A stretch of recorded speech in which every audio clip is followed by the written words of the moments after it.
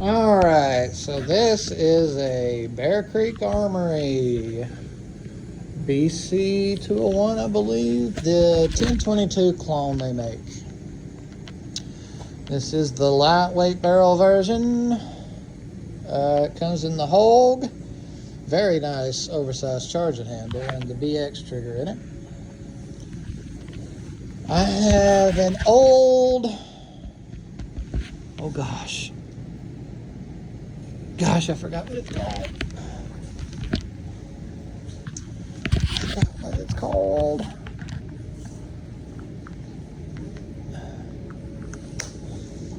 Hold on.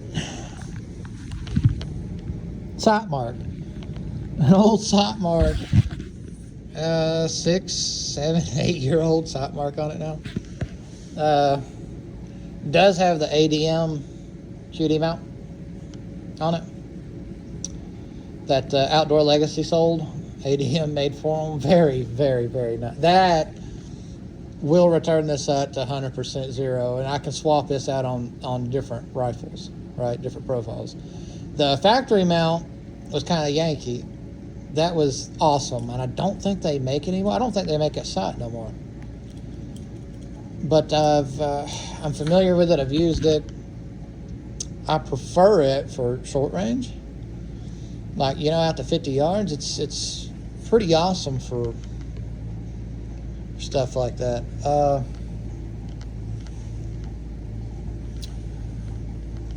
Let me turn it off here so I don't forget and kill my batteries. So, it's lightweight, threaded barrel for a cam.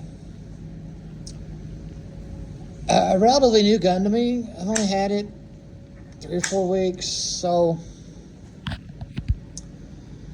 you could get these for like $200, $250, Bear Creek Armory, and everything's identical to a 1022 that I've found, except for the bolt. The bolt's proprietary and the charging handle's proprietary, which is fine. So I didn't have high hopes when I got the gun, but Bear Creek information, right? So Bear Creek, is it BCA, Bear Creek Arsenal? Yeah. So they make great parts, okay?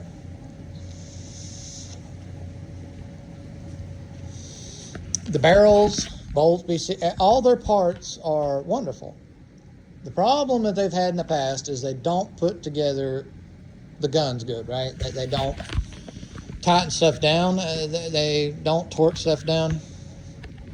So here's how I've always looked at it. They always get bad reviews, right? And I have like 4 or 5 of their ARs, including one that I use for coyotes. I got a 20-inch. Well, just the upper. I didn't buy the whole gun, but I got a 20-inch upper that I love for using on yotes. But so when you get a Bear Creek, right, you're saving enough money that you shouldn't whine about having to tighten some stuff up. Yeah, it's a factory gun. It should come ready from the get-go, but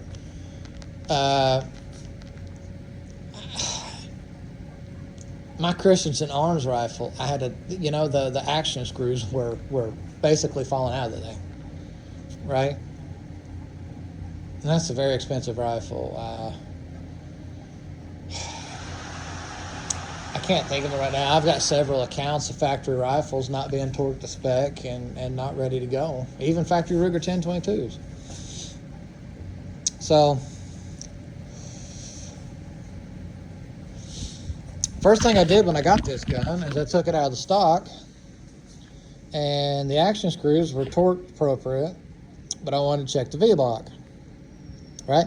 And I have this gun, which I'll show them in different videos, but I have this gun in all 3 calibers, the 22 long rifle, the 22 mag, and the 17 HMR. I bought them to try them out because they're the best deals on the planet, okay? And in my head, I'm all about cheap guns that work. Look, I go into swamps, all right, waist deep, chest deep mud, and I go after animals. Now, sometimes I use some Gucci'd out $5,000, $6,000, $7,000 rifles. Most of the time when I'm going to the swamps, I am using something that if I drop it and I have to fish it out of the mud, I am not going to cry. Okay? You got to think about your use case here. A rifle that shoots 1 inch or better is a rifle that shoots 1 inch or better. Okay? Whether it's in a chassis or a Hogue overmold. 1 MOA is 1 MOA. If it shoots better at 3/4, great. This one shoots just under 1 MOA with CCI standard. Okay? Keeps it nice and quiet with the cam. And it works. It's accurate enough. And that's a 50-yard zero, right? Shoots slightly, an inch or half or less at 100 yards. That is well within whatever I need that rifle to do. Okay? It has run flawless. It feeds beautiful. But I took it out and I inspected everything. The bolt, and I wanted to make sure the V-block was tightened, because you see a lot of reviews on these and everyone has the same issue. The light primer strikes, right? Light primer strikes. Magazine's not feeding. Well, or it not feeding properly. Well, the feeding issue is not a Bear Creek issue. That's the stupid, well, I took it out, rotary mags from Ruger. All right? They don't have good quality control on their rotary mags. You could go buy 5, 3 of them might have feeding issues. You need to file on the ramps, you need to adjust tension, or they just issues, right? Actually, I am not a rotary mag fan at all. I love the concept.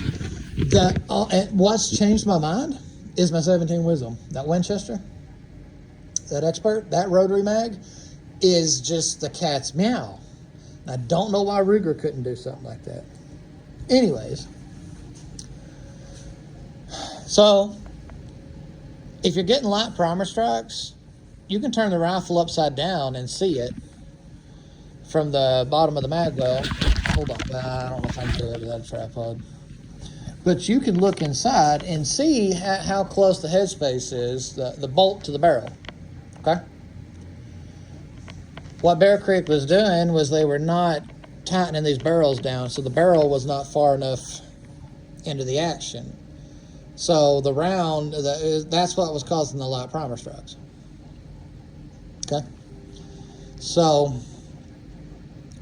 all people would have to do, right, and I know it's a new gun, you shouldn't have to do this, blah, blah, blah, send it back to Bear Creek, blah, blah, is torque down the V-block. There's 2 bolts that hold the V-block and the barrel in, right? Torque them down to a proper spec. And that fixes that, because the barrel just slides in. That's all that holds the 1022. People need to get familiar with these things, right? A 1022, there's nothing holding the barrel in but the V-block.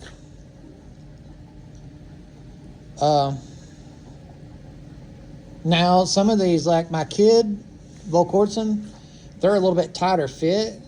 So they're really snug when they go in. So you could say they're kind of pressure fit a little bit. But most of the time, it's just the V-block holding it in the receiver.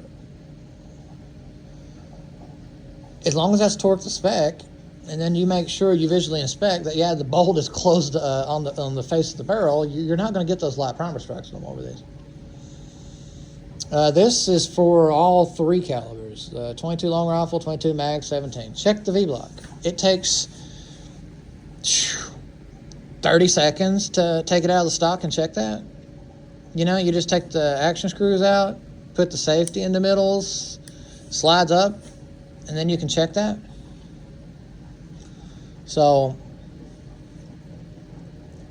you're getting a $250 gun, and so far mine has been great. Great. This thing has taken many trash pandas out at this point. He just needs you to do 5 minutes worth of work if you're getting light primer strikes. And I'm not taking up for Bear Creek. I'm just telling people, you know, this is what you could do to fix your light primer strikes and enjoy your cheap gun instead of getting a bad taste in your mouth. And I want this on the record. I do believe if you buy a new gun that it should come ready to go out of the box. but they all should be held to that standard. Bear Creek just tends to send more out and not tighten down. Gas blocks are a real big deal with Bear Creek. Barrel nuts on the ARs, the gas blocks. On these 1022 clones, it's the barrel's not, the V block not being torqued down. That's a big issue. But that's just, see, these guns are so simple. It's just a stock, a trigger pack, an action. There's a bolt inside that action. It's a very simple bolt that's contained. And then a barrel and a V block holding the barrel. So there's not many pieces. Literally two screws, and the whole gun comes apart. The pins push out on the trigger pack. So it's a very simple fix to get something, and if that don't fix it, or if it don't, send it back, you know. They have a lifetime warranty on their stuff. I have never sent anything back. I have just gritted my teeth and tightened the gas blocks down, or torqued the barrel nuts down, or do that. But you're getting them at such a good deal that, you know, it shouldn't be too big of a issue. Anyways, this thing is running great. I'll get some footage of it shooting. I want to get them all out shoot. This is just a primer. I want to talk varmint rifles, and these are, we're going to start budget and work our way up. Good options, experiences, and so forth and so forth. Really digging this rifle for what it is. It's nothing special. It's a Hogue over mold and a BX trigger, and just, yeah, basic, but it's accurate. That's all it has to be deadly. We overthink everything, right? And I'd much rather take this into the swamp than a gray birch chassis 1022 or a MDT chassis 22. You know what I mean? I don't have to worry about digging it up. I don't have to worry about it getting filthy. I don't have to worry about a swamp eating it. It's just my way of thinking, and I'm way different than a lot of people, and I love nice things, and you'll see that in videos to come. But for killing, all you got to do is put a bullet where it needs to go. The gun needs to perform that good, and if it performs that good, good is good, right? This shoots not as good as what most of your precision rimfires would shoot, but it shoots good enough. That's what people need to get in their head. You know, on a raccoon, you've generally got a 4-inch target on their head, and that's if you're taking a headshot. I know very few people that dome raccoons. Most of them shoot them like they would a deer. I'm a headshot only kind of guy, unless I can't get a headshot. And out to 100 yards, I'm pretty deadly with this, man.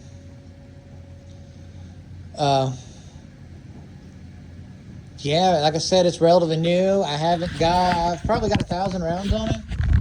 With testing, I wanted to make sure it was going to run good. So I've ran 2 bricks through it of just Remington old Thunderbolts.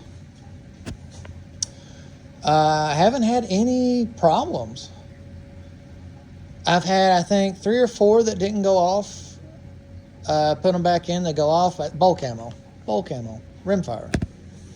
No light primer strikes. The barrel, everything on this was good to go. So I put it back in the stock, torqued the action screws down, and have been letting her rip. Yeah. She's a real go-getter at this point.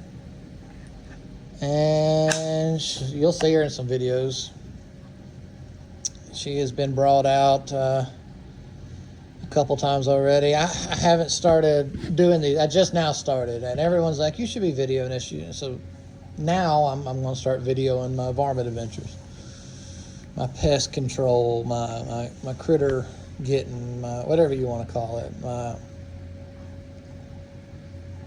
whatever name you want to put on it. I kill stuff. That's problems. Anyways, we will catch you in another one.